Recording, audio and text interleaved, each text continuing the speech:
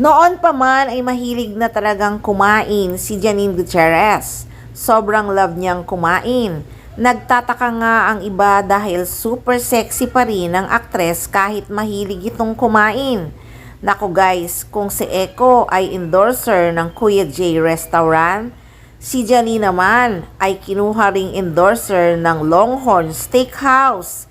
Where are you? I'm gonna eat. I'm in Longhorn Steakhouse in EDSA Shangri-La Mall. Do you guys wanna come? Let's go!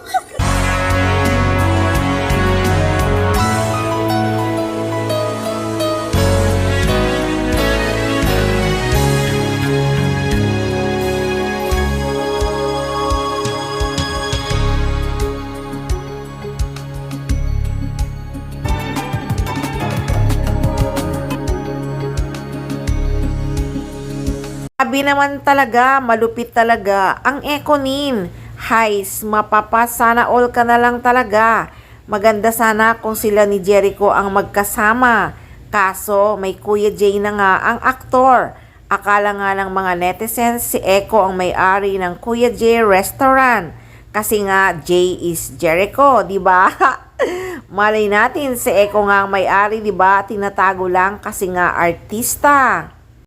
Nako, hindi rin talaga nagkamali ang Longhorn Steakhouse sa pagkuha na endorser kay Janine Gutierrez kasi nga talagang mahilig sa food ang actress. Nako, wala na talagang masabi sa Ekonin. Lahat ng magagandang bagay, pabor na pabor sa kanila.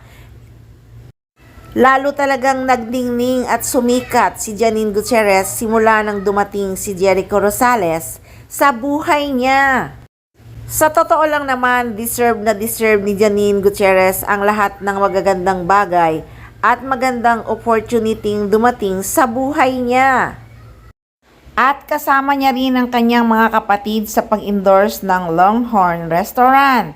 Maganda naman kasi ang samahan talaga nilang magkakapatid, kaya talagang sila ang napiling mag-endorse sa nasabing restaurant. Bagay na bagay talaga sa kanila kasi iba ang bonding nilang magkakapatid. Yung tipong nagkakasundo talaga sila pagdating sa mga pagkain. Kahit nga nung nasa Japan ang Ekonin ay tinawag talaga ni Jericho Rosales si Janine na the best travel partner dahil sa galing daw talagang pumili ng mga lugar na kanilang kakainan. Ayan guys, may bagong blessings na naman si Janine Gutierrez.